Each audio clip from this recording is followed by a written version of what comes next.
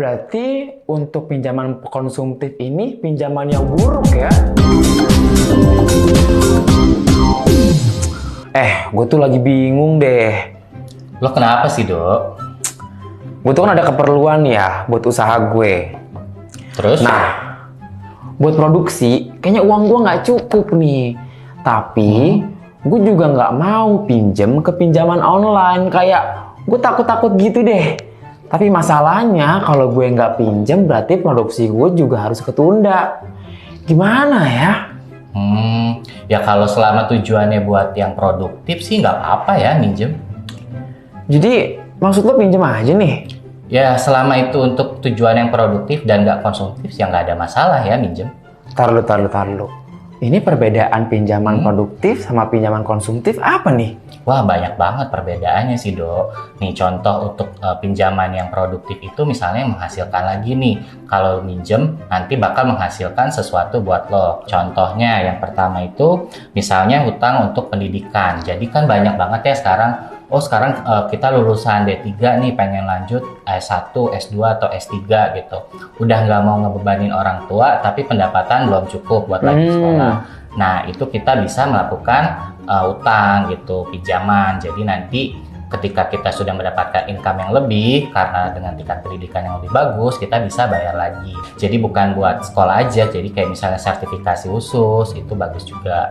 Lalu contoh yang selanjutnya, misalnya kita pakai untuk beli rumah. Nah, rumah itu kan seperti yang kita ketahui nilainya selalu meningkat ya, tapi tergantung juga sih sama kita harus pilih lokasinya yang bagus, Betul. aksesnya yang bagus. Nah, itu nanti rumahnya kalau misalnya nggak kita tempatin juga bisa kita sewakan sama orang. Uang sewanya itu bisa kita gunakan untuk bayar cicilan. Jadi kita dapat rumah gitu. Jadi uangnya produktif gitu, utangnya produktif bisa dibayarkan gitu. Lalu yang selanjutnya itu kita pakai untuk usaha. Nah, kita pakai untuk usaha. Contohnya gini. Jadi misalnya kalau kita jadi pengusaha tentunya kita pengennya untung dong. Nah, jadi dari keuntungan itu kita putarkan uangnya. Jadi selain menjadi keuntungan, kita juga bisa bayar untuk utangnya itu sendiri gitu. Lalu yang terakhir itu tujuannya untuk berinvestasi.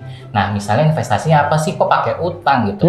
Nah, misalnya kredit mobil, itu kan berhutang ya, tapi bisa di cover dengan hasil dari ojol tersebut gitu. Jadi itu menjadi sesuatu yang produktif.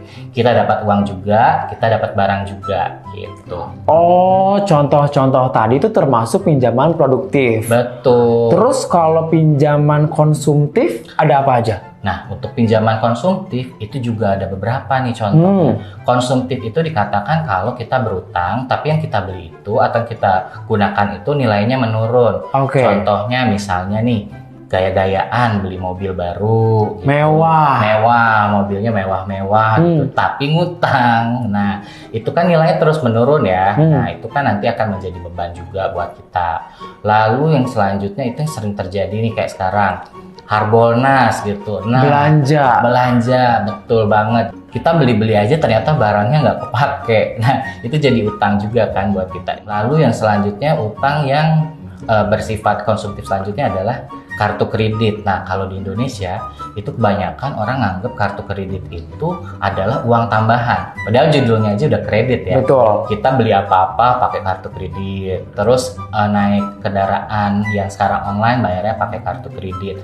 Nanti pas akhir bulan tagihan numpuk kita juga kaget gitu. Nah, jadi itu contoh-contohnya untuk yang konsumtif gitu.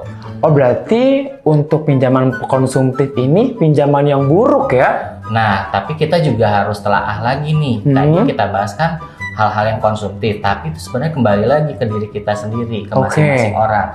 Jadi contoh-contoh yang konsumtif itu sebenarnya bisa jadi yang produktif juga. Contohnya misalnya tadi nih, kita beli mobil, tapi mobilnya ternyata kita gunakan untuk menjadi rental, seperti itu. Nah, itu kan nanti uang yang dihasilkan dari situ bisa buat bayar cicilan. Kita juga dapat uang bulanan dari situ. Jadi bisa jadi hal yang produktif. Jadi pada intinya ngutang itu nggak selalu buruk, tapi tergantung dari kitanya juga. Jadi dari sesuatu yang tadinya konsumtif bisa kita akalin menjadi sesuatu yang produktif.